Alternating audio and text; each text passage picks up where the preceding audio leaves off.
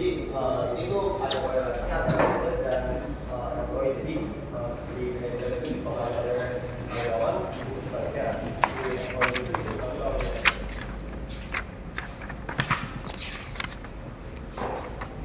Oke, selanjutnya saya akan membahas terkait dengan dan shift adalah yaitu bisa dibagi dua. Itu ada investasi kebat dan investasi kebat. Investasi kebat itu mulanya itu dari dua. Sekarang yang berarti dari bonus imbalan terus dari kerja. Jadi kalau investasi itu dia dari jauh dari dia dari kekuasaan dolar ada dari Jepang yang baik. Lalu selanjutnya saya akan membahas terkait dengan insentif. Dua ini dalam aktivisme. Nah, misalnya katanya dia sebenarnya singkat. Jadi kalau misalkan beri insentif atau bonus itu punya hanya pribadi. Sedangkan kalau negara lain kayak Indonesia dan Jerman itu pengen itu bonusnya untuk asing gitu maksud untuk sendiri dari petani. Nah, lanjut ke itu pendidikan karam itu berbeda antara berbeda misalkan sehingga kesehatan yang terus lokal agar kalian puas seluruh budaya melakukan fungsi insentif dan listrik ada proporsinya berbeda. Misalnya perusahaan ada orang tuh yang senang tuh benefitnya tuh hari libur lebih panjang. Itu ada orang yang pengen benefit itu tuh bisa berbagi ke luar daerah. Ada juga orang yang benefitnya tuh pengen tuh gajinya besar.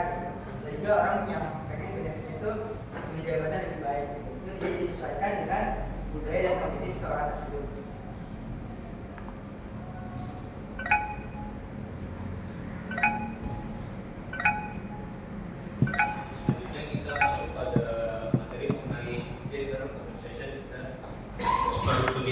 Jadi di sini ini ada tabel yang menjelaskan bagaimana perbedaan antara gaji wanita dan laki-laki dalam beberapa negara. Nah, di sini kita bisa lihat dari yang paling kiri, paling atas itu ada perbedaan gajinya itu hanya 6% ya, terdapat pada New Zealand atau Selandia Baru. Nah, dan selanjutnya ini ada beberapa negara lainnya. Yang mostly ini adalah negara-negara Eropa, dan lalu di tengah kita bisa melihat ada yang namanya OECD average, yaitu rata-rata gap atau jarak penggajian antara wanita dan laki-laki di negara-negara yang bergabung pada OECD. Nah, lalu di paling akhir kita bisa lihat paling kanan adalah yang paling besar gapnya, yaitu mostly ada dua negara dari Asia, yakni Jepang dan Korea Selatan. Di sini kita bisa lihat bahwa persentase perbedaannya yakni adalah 22% dan 40%. Nah, ini menjadi jadi jelas bahwa masih banyak negara-negara terutama di Asia yang memiliki sistem kompensasi yang tidak adil gitu, terutama pada konteksnya itu gender antara laki-laki dan perempuan. Oke, stop dulu.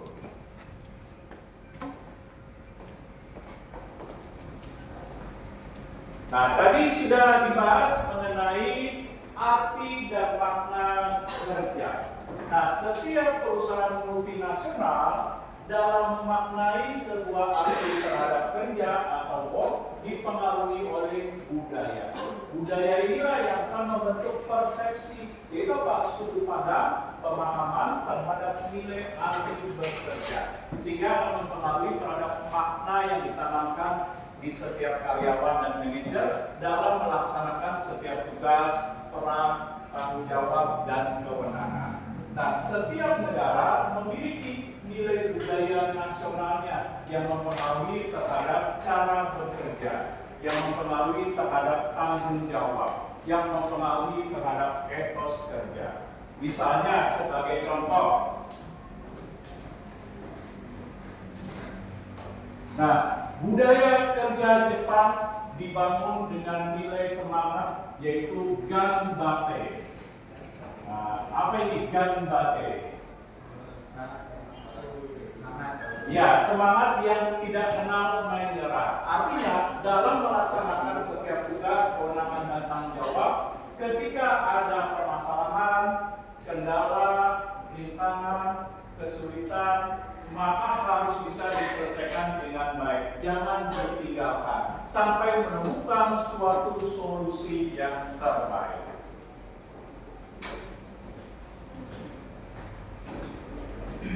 Lalu yang kedua dipengaruhi oleh Kaizen. Nah, apa itu Kaizen? Nah, coba silakan Kaizen. Nah, boleh cari apa itu Kaizen. Ya, budaya kerja yang dilakukan dengan tekun, giat dan semangat terus-menerus dengan upaya perbaikan yang dilakukan secara berkesinambungan. Yaitu apa? Tingkatkan nilai kualitas bekerja Anda secara berkelanjutan, baik performa, produktivitas, kinerja, dan lain sebagainya. Lalu berdasarkan budaya 5S. Apa itu 5S? Bukan, istilahnya ada rapi. Istilah Jepang Saiton. Nah, bukan setan ya, Saiton. S-A-I-T-O-N. Seketsu. Seketsu. Seketsu mah penduduk. Lalu apa lagi? Seketsu. Seton. Nah, lalu apa lagi? Budaya kerja Jepang. Dan coba cari. Seri. Ya, Satsuge, betul.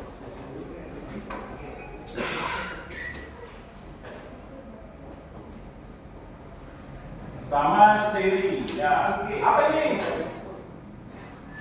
Seri dimulai mendirikan apa itu? Apa yo?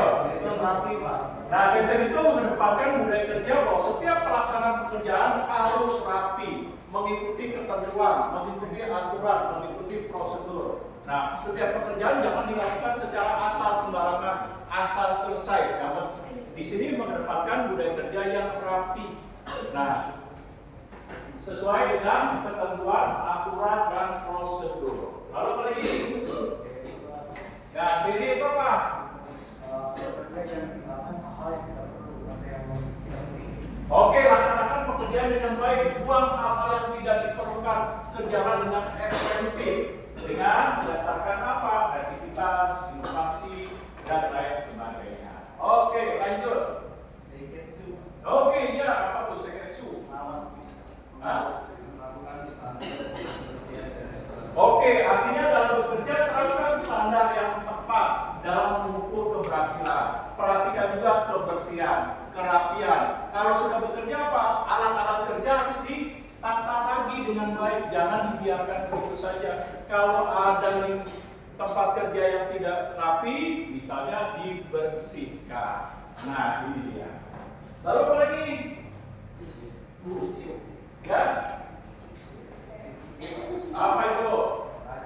Oke, bekerjalah dengan rajin, dengan giat, tunjukkan etos kerja, semangat kerja Anda dalam membangun pekerjaan yang baik.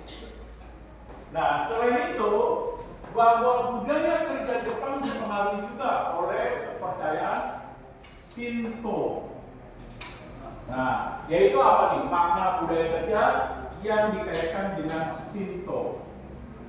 Nah, ada yang masih pendapat, silakan cari budaya kerja Jepang ya. Jadi Shinto ini agama asli.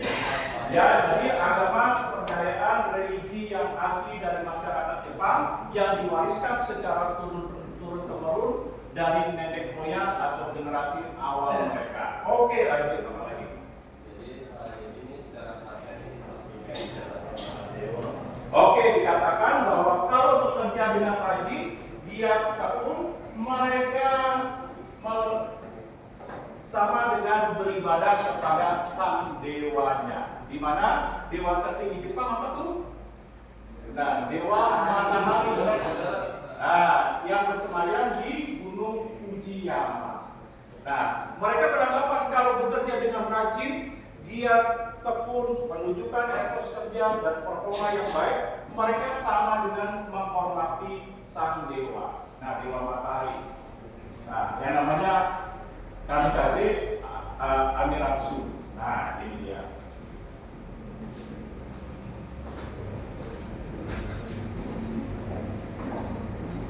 Nah, lalu kita bahas di Timur Tengah.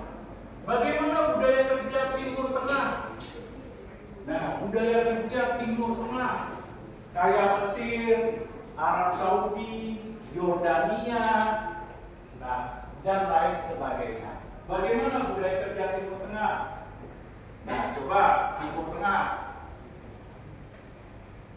yang sering dikenal Wat Abus. Nah, Habibie. Yang lalu terkenal ya Habibie. Nah, bagaimana nih kalau budaya kerja Timur Tengah? Ya. Jadi kayak komunikasinya ini rekan kerjanya saya Oke, budaya kerja di Timur Tengah mengedepankan nilai formalitas, mengikuti struktur organisasi, pembagian tugas, kewenangan yang diatur secara ketat dalam organisasi, peran atasan dan bawahan atau dengan para manajer dan direktur serta pekerja diatur sedemikian rupa berdasarkan dari mekanisme struktur organisasi. Oke, lalu apa lagi budaya kerja? menekankan hubungan personal. Oke, mengedepankan hubungan personal. Jadi orang Timur Tengah lebih mengedepankan kedekatan hubungan antar pribadi. Seperti kalau melakukan kerjasama bisnis, bagaimana sih penyambutannya, protokolernya, dan lain sebagainya. Nah, lalu apa lagi orang Timur Tengah budaya kerjanya? Spiritual dia Pak. Oke, memasukkan unsur-unsur spiritual dalam agamanya, memasukkan nilai makna kerja berdasarkan nilai spiritual. Nah, seperti apa tuh contohnya? Hubungan Pak Oh, Timur Tengah ada tumpang dong. Sejak kapan Timur Tengah ada tumpang? Oh, Bersyukur bisa lagi naik. warna bisa marah. Ada budaya Timur Tengah kan ada orek, kenapa? Karena dia kalau dia ada orek ada tempe, Timur Tengah kayak wae. Hiburan itu. Ya Pak ya kan rapi Pak. Pakai yang agamisnya juga tahunya ketika azan dia sholat. Oke, berarti apa nih? Nah, makna kerjanya bahwa makna kerja yang dikaitkan agama bahwa kemalasan itu merupakan sebuah kejahatan, dosa. Hal ini apa? Masih ingat? Kalian yang beragama Islam masih ingat bahwa coba itu yang punya Allah tidak akan merubah kaum dari suatu kaum kalau kaumnya tersebut tidak bekerja dan merubah nasibnya. Maka Allah tidak akan merubah nasibnya. Apa itu? Bukan pelajaran agama. Nah, ini contoh doa. Contoh doa. Nah, apa nih? Apa itu?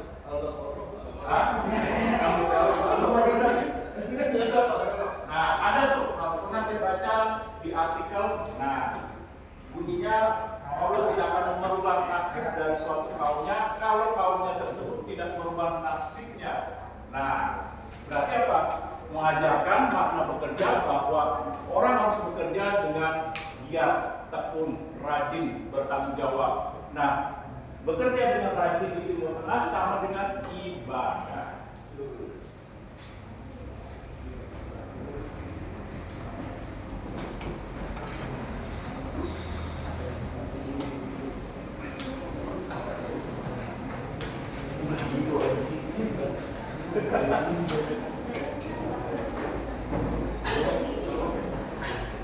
Nah, bagaimana di Eropa dan di Amerika nih? Amerika formal Pak. Oke, formal, mengedepankan ketentuan, aturan bersifat ketat terhadap struktur organisasi, apalagi? Oke, dalam budaya kerja antara atasan dengan bawahan atau manajer tidak memiliki batasan yang sangat jauh. Mereka bisa berdiskusi, menyampaikan kritik, saran, pendapat secara terbuka. Individual, Pak. Oke, mengedepankan budaya kerja individual. Artinya dirancang bentuk motivasinya secara individu, seperti kenaikan gaji, bonus, insentif, benefit secara individu. Nah, artinya apa? Artinya misalnya saya bekerja di perusahaan Amerika, baru 4 tahun. Ini rekan saya sudah bekerja 8 tahun. Saya bisa melampaui karirnya apabila prestasi saya jauh lebih baik dan bisa dibuktikan. Nah, ini dia pengembangan karir yang bersifat individu, bersifat individual. Nah, lalu apa lagi? Makna kerjanya bahwa orang Amerika mengedepankan bekerja itu harus mengedepankan nilai moralitas. Nah, karena Amerika dan Eropa cenderung lebih banyak beragama Kristen, berarti apa? Makna ya, silakan. Makna kerjanya berdasarkan dari nilai kekristenan. Contohnya apa nih? Nah, coba yang agama Kristen mana? Yang mana nih?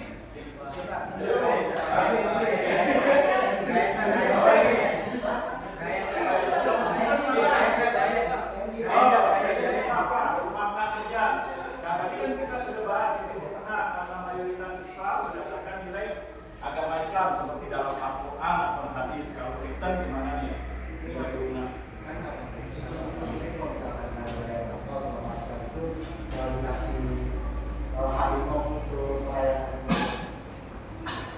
Oke, budaya kerja mereka ada hari libur untuk melaksanakan ibadah. Lalu apa lagi?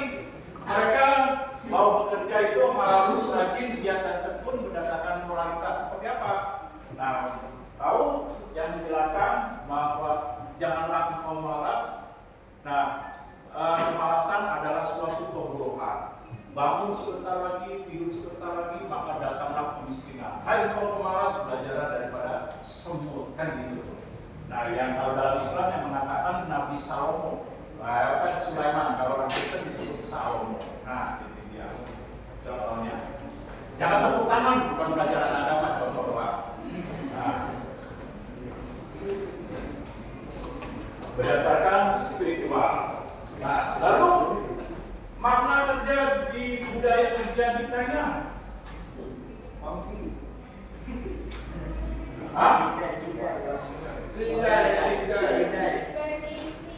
Ya, oke. Berdasarkan family business.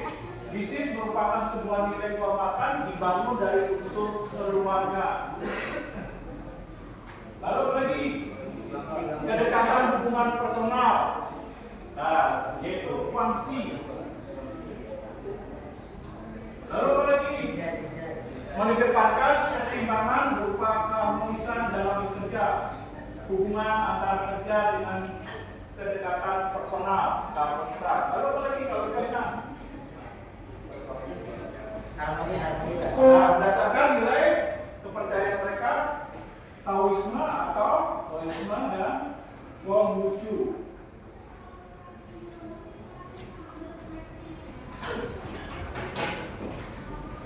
Nah, seperti apa? Untuk membangun peradaban agar masyarakat bisa semakin maju, apa dikatakan? Diamlah dalam bekerja. Nah, ini dia. Nah, sehingga nantinya akan mempengaruhi bahwa budaya kerja ini mempengaruhi dalam hal motivasi. Nah, apa itu motivasi? Nah, yang sudah belajar perilaku, coba Sultan, apa itu motivasi tan? Motivasi itu yang terbentuk dari diri kita sendiri. Contohnya misalkan ada kalau Maslow itu ada beberapa tingkatan. Tingkatan yang paling dasar itu motivasi untuk diri sendiri, Pak, kebutuhan umum seperti kita makan, kita lapar kita makan. Terus juga ada pengakuan. Ada pengakuan di mana misalkan kita sebagai orang itu juga sebagai karyawan juga butuh diakui di perusahaan tersebut. Itu ada beberapa tingkatan. Saya lupa pokoknya paling atas itu tingkatan yang benar-benar yang namanya itu kalau di agama saya itu rahmatul alamin kasih. Semua yang melakukan kita itu kita hanya bersyukur kepada Tuhan Bapa. Seperti itu, Pak. Oke. Nah, motivasi itu dari bahasa Inggris yang artinya to motivate. Nah, to motivate ini apa? Faktor pendorong yang menyebabkan seseorang giat, tekun, rajin, bertanggung jawab, menunjukkan performa dan prestasi kerja yang optimal. Di mana faktor pendorong tadi yang sudah dikatakan Sultan ada yang bersifat internal. Oke, apa nih internal? Ayo, daripada bersin, nah coba nih. Faktor internal. Nah, biar nggak bersin-bersin lagi, nah coba faktor internal. Nah, faktor ini internal dari dalam diri kita yang menyebabkan kita diam, tekun, dan pasti. Seperti apa motivasi diri kita dalam bekerja, apa tujuan kita dalam bekerja, bagaimana kita memaknai dalam bekerja, apa prinsip kita dalam bekerja. Nah, bagaimana persepsi diri kita dalam bekerja. Nah, ini secara internal. Di mana secara internal dibangun dari apa? Pertama, direction. Nah, direction ini apa sih? Kalau kita bekerja, kita harus tahu bagaimana kita menyusun strategi supaya dia rajin ataupun apa sih yang perlu kita upayakan, caranya bagaimana. Nah, ini disebut sebagai direction.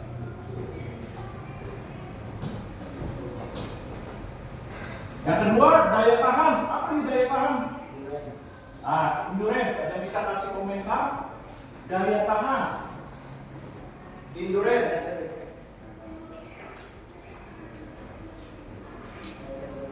Nah, coba lihat daya tahan. Seperti apa nih ya daya tahan?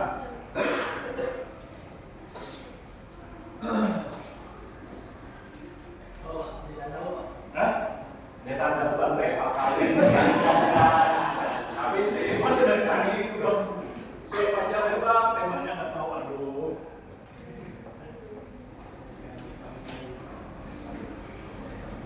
Lucu.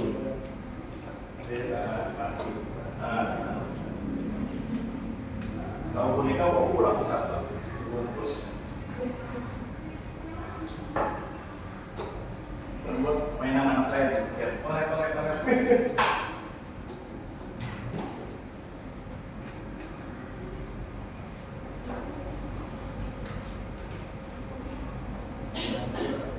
Daya tahan, apa itu daya tahan?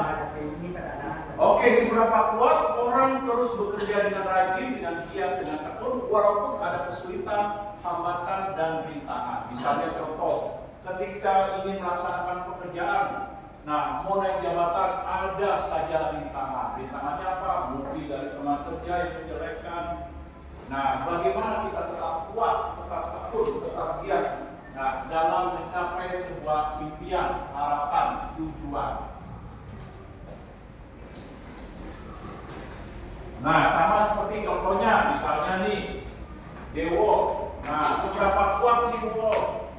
Nah, walaupun pertemuan 1-7 nggak ngerjain tugas sampai 4 kali. Nah, lalu Dewo masuknya kadang lambat. Nah, seberapa tekun Dewo untuk merubah sikapnya supaya tetap dia rajin, tekun mencapai hasil yang diharapkan dalam mata kuliah manajemen global. Nah, ini contohnya daya tahan. Mana orangnya? Oh, nggak ada. Nah, frekuensi. Apa nih frekuensi? Frekuensi.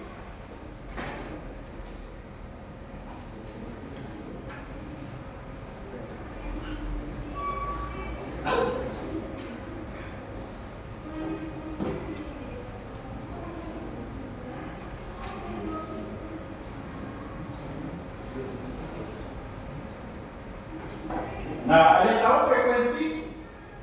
Frekuensi apa nih? Frekuensi. Nah, seberapa sering? Seperti Sultan, seberapa sering Sultan itu serius dalam belajar, dalam untuk bisa lulus tepat waktu, misalnya 4 tahun, seberapa serius? Ataukah seriusnya cuma nari-nari kumis doang? Nah, kita belajar begini. Nah, seberapa serius, seberapa Sultan mencoba untuk terus berupaya belajar dengan giat, tekun, rajin, menunjukkan performa yang baik, dimulai dari tugas, disiplin, UTS, UAS, kuis, dan lain sebagainya. Nah, ini seberapa giat, tapi giatnya harus terus-menerus dan akumulatif. Jangan tobat, tahu tobat sehari umat, sehari tobat. Nah, ini dia. Kalau seperti itu belum motivasi. Nah, kalau motivasi eksternal, apa ini eksternal? Contohnya apa nih? Semangat dari orang lain, ujian, bonus, hadiah, penghargaan. Nah, contoh misalnya Ilham, saya ayahnya. Ilham, Bapak lihat kamu dari semester 1 sampai 5, 1 dulu. Kapan sih kamu belajar dengan serius? Nah, tugas sering gak dikumpulin. Nah, di kelas sering ngomong. Kapan sih kamu seriusnya? Kasihan nih Bapak kerja mati-matian. Kok anak model begini? Nah, bagaimana nih upaya secara eksternal? Maka saya sebagai orang tua bisa. Ilham, kalau kamu berubah dari nasib 1 koma menjadi 3 koma, maka Bapak berikan hadiah deh. Yaitu apa? Motor sport M250, misalnya 500 cc. Nah, ini contohnya. Eksternal berupa ujian, penghargaan, bonus, dan kenaikan jabatan. Nah, nantinya perusahaan multinasional akan merancang pemberian motivasi. Dengan apa? Satu, dengan pendekatan teori. Nah, kita bisa melihat dari teori X dan Y. Apa itu? Coba waktu belajar perilaku organisasi, masih ingat ya? Harus ditajur pimpinan, Pak. Oke, X itu apa? Menilai bekerja itu sebagai sesuatu hal yang tidak menyenangkan. Nah, X itu tidak menyenangkan. Bekerja, melelahkan, capek. Sama seperti misalnya mahasiswa menilai belajar itu melelahkan, capek, mendingan kok mobil. Nah, daripada dengar pakai print, tidak jelas, kalau tidur misalnya bete, mendingan mau buka handphone. Nah, ini teori X yang menyatakan bahwa bekerja itu sebagai sesuatu hal yang tidak menyenangkan. Nah, melelahkan, bete, boring, sama seperti kalau kalian dengar brosur, apa sih dari tadi ngomong apa sih? Bete gua. Nah, ini dia. Nah, teorinya apa nih teorinya? Positif, Pak. Ya, positifnya gimana? Karyawan itu menilai pekerjaan itu menyenangkan. Oke, betul. Menilai bahwa pekerja itu menyenangkan, seperti melakukan kegiatan aktivitas sehari-hari seperti bermain, istirahat, melakukan kegiatan sosial dan lain sebagainya. Nah, penerapan teori X dan Y bentuknya apa nih untuk bisa memotivasi? X dan Y. Kalau karyawan yang rajin, dia semangat, apa yang perlu kita lakukan? Dia kasih ujian, kasih penghargaan, kasih bonus, kasih insentif, nah kasih kenaikan komisi dan lain sebagainya. Nah kalau karyawan yang malas, ntar diambil Komnas Pak kalau ditonjok, naik pukul. Dia bisa kasih ancaman, peringatan, teguran tertulis, teguran secara lisan disampaikan, lalu bisa dikenakan demosi, penurunan nilai jabatan, lalu kalau bandel lagi bisa dikasih hukuman, potong uang transport, uang gaji.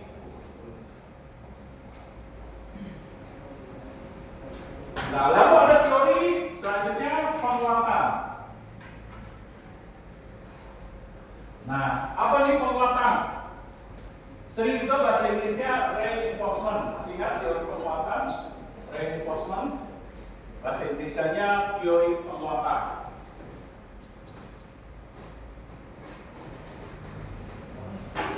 Penguatan. Nah, coba Morento.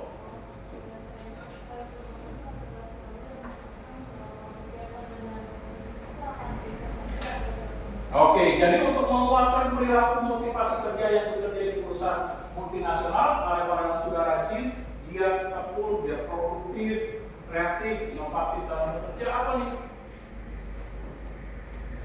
Kasih penguatan positif. Penguatan positifnya apa tadi? Kasih pujian, kasih bonus, kasih reward, dan lain sebagainya. Nah, supaya tambah rajin, tambah giat, tambah tekun. Nah, kalau penguatannya negatif, tadi kan positif. Kalau negatif, nah kalau karyawan yang malas, nah bisa diingetin. Kamu tugas berantakan, kadang kumpulin, kadang kabar, datang jam 10.30, jam 11. Nah, apa yang bisa dilakukan supaya terjadi perubahan? Supaya yang tadinya males, asal-asalan dalam bekerja menjadi rajin, ia menunjukkan kualitas kerja yang berubah lebih baik. Nah, apa yang perlu dilakukan dalam penguatan negatif supaya berubah perilakunya? Ya, diberi motivasi. Dan motivasinya?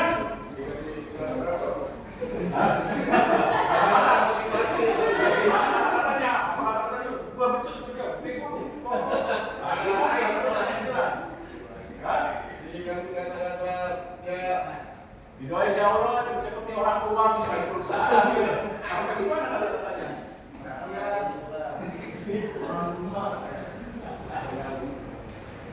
Harus di ini kayak itu di konseling ditanya ya Pak kenapa?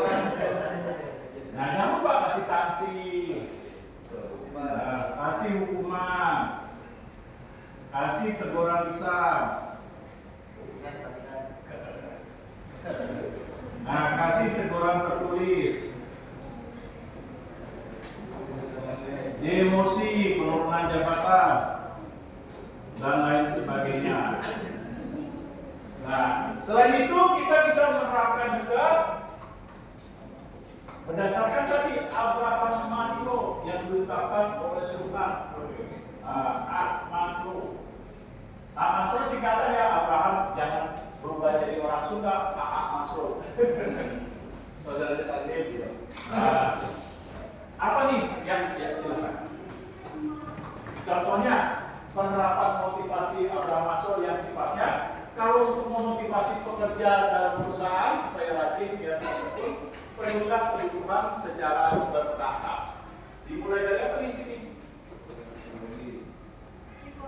Oke, physiological needs, kebutuhan dasar. Seperti kalau diterapkan dalam perusahaan, orang kebutuhan dasar itu apa sih? Gaji, komisi, insentif, bonus, dan lain sebagainya. Kalau ini sudah terpenuhi, naik ke atas berapa nih? Ada yang bisa? Ya. Oke, kebutuhan safety, rasa aman. Seperti apa? Kalian bekerja mengharapkan ada asuransi kesehatan, asuransi jiwa, asuransi perlindungan kecelakaan kerja, dan lain sebagainya. Nah, kalau sudah terpenuhi apa nih?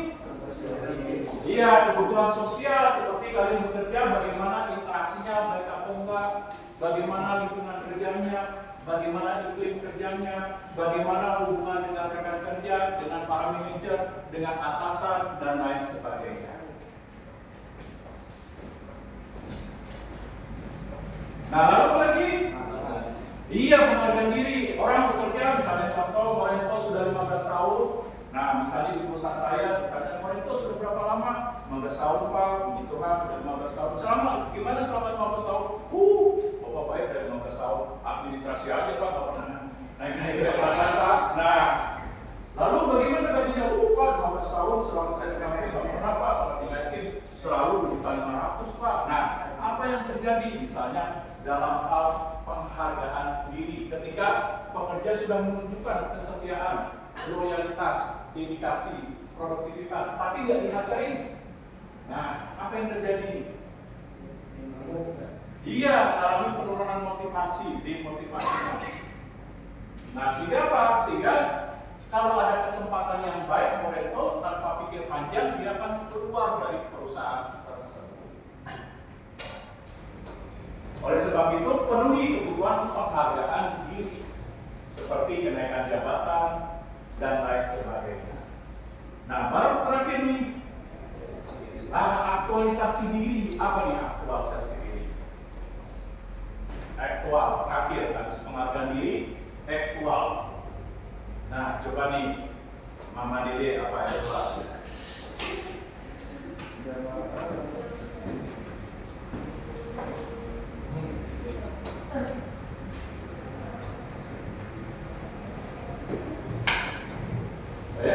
Mungkin jadi menyurat meningkatkan potensi diri, pengembangan, pertumbuhan terhadap kemampuan, keterampilan, keahlian. Melalui apa? Bisa melalui development, bisa melalui beasiswa, bisa melalui rotasi pekerjaan, bisa melalui spesialisasi dalam pekerjaan, lalu apalagi pemberdayaan dan lain sebagainya.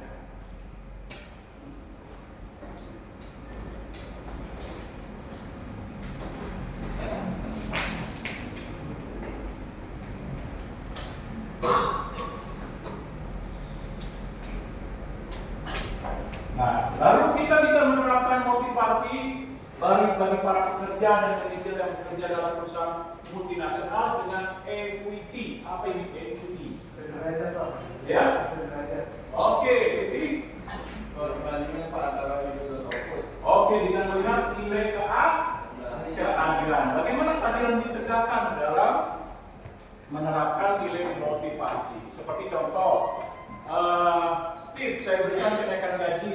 Tapi kenaikan gajinya ini adil nggak? Dalam arti saya mempertimbangkan keahlian, kemampuan, keterampilan, lalu bagaimana prestasi kerjanya, performanya, kualitas kerja, dan lain sebagainya. Dapat dipertanggungjawabkan. Contoh misalnya, Dewo, saya kasih A. Nah, maka saya harus lihat keadilannya benar kan? Adil.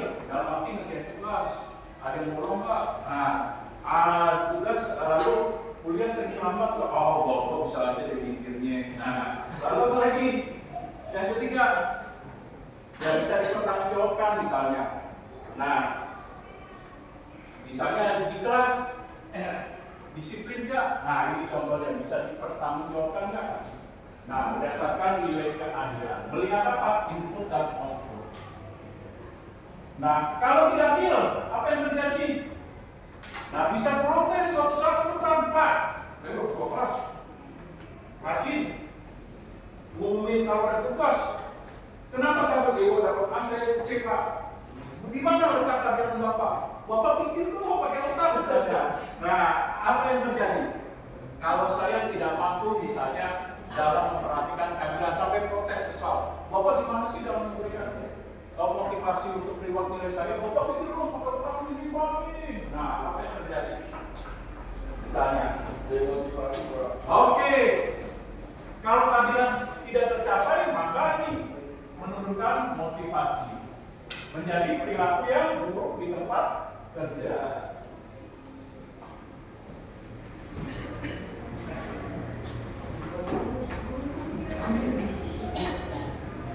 Nah, selanjutnya ekspektasi. Apa ini ekspektasi? Harapan.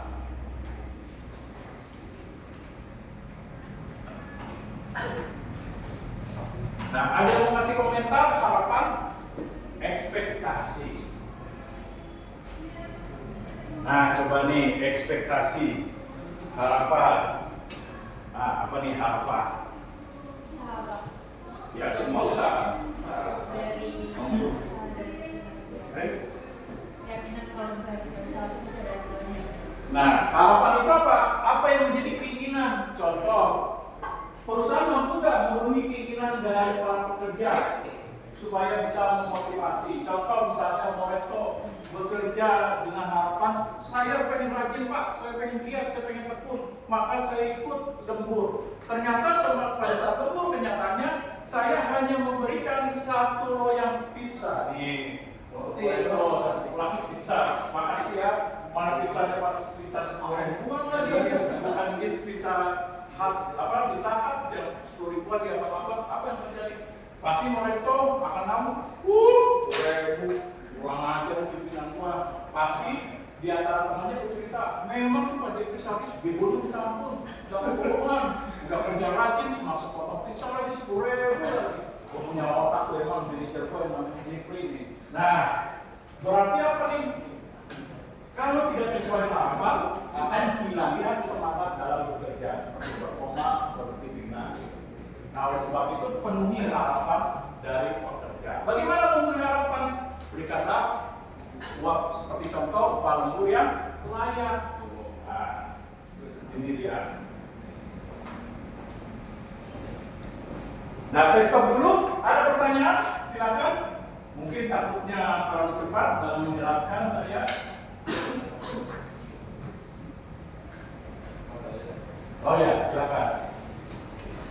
Nggak sakit hati nih? Enggak, Pak. Oh. Tenang aja.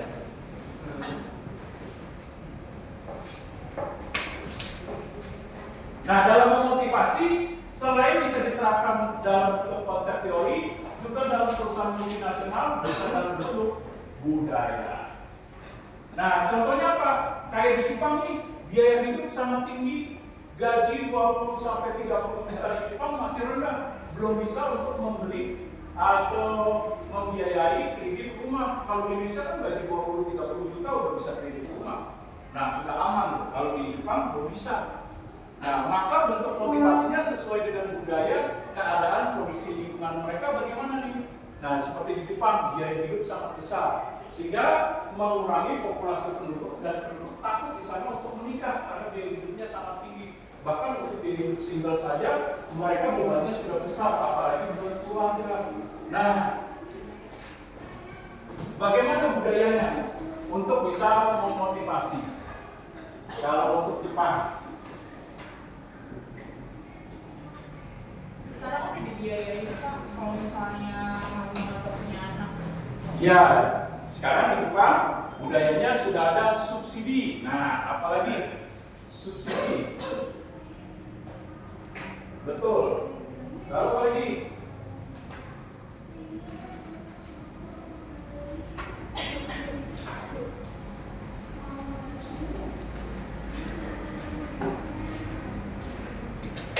Nah, di Jepang ada bentuk motivasi Kazoku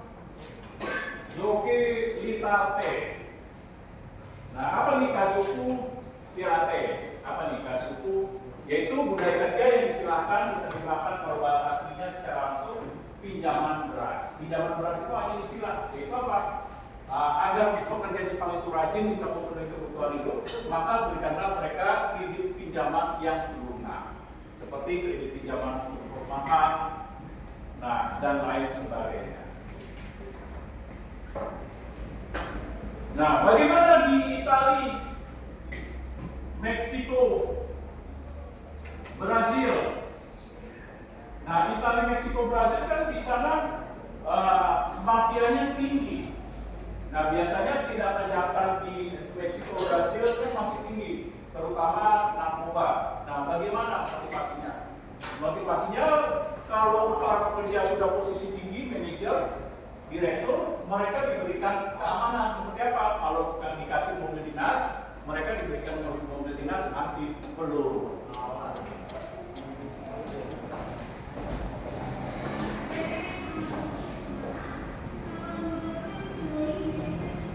Nah, kalau di China, bagaimana nih? Seperti China, Hong Kong, Taiwan.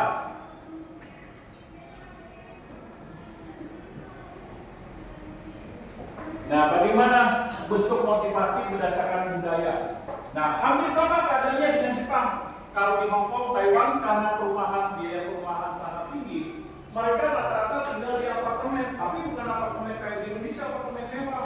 Apartemen mereka itu sama dengan sekelas rumah susun. Nah, tipenya apa? Tipe SS, rumah sangat kecil, sederhana sekali, sehingga selonjor saja susah. Nah, SSS, rumah sangat kecil, sehingga selonjor saja susah sekali. Nah, akhirnya apa untuk memotivasi? Karena di China, Hong Kong biaya hidup juga sudah besar. Nah, mereka apartemen RES, S-nya sampai 4 kali, rumah susun sangat susah sekali selonjor. Nah, berarti apa? Mereka diberikan kredit bantuan pendanaan dengan bunga yang rendah untuk perumahan.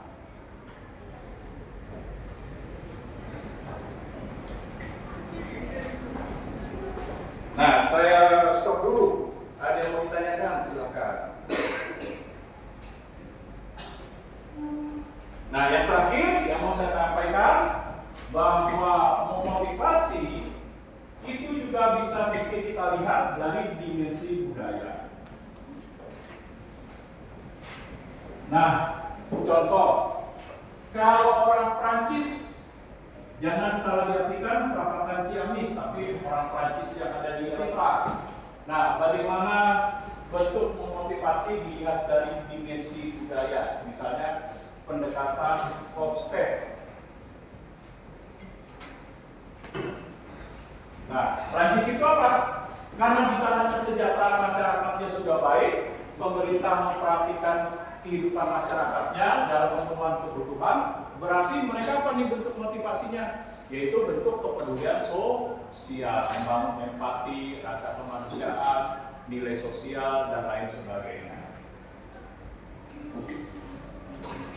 Nah, kalau Amerika, bagaimana dibentuk motivasi budaya berdasarkan dimensi Hofstede? Karena orang Amerika suka bekerja secara individu, menunjukkan kemampuan, keahlian, dan prestasi secara personal, berarti apa? Terancamlah bentuk peningkatan karir secara individu.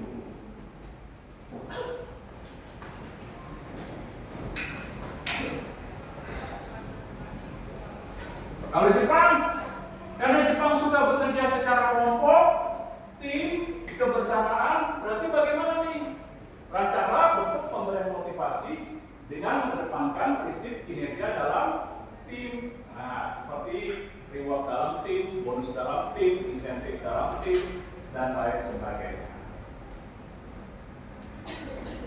Nah, namun terkadang di beberapa negara pemberian motivasi itu ada bentuk diskriminasi. Contohnya kayak kalau di ASEAN, antara Vietnam dengan Laos. Nah, terjadi bahwa gender ini mempengaruhi dalam motivasi. Nah, seperti apa nih contohnya?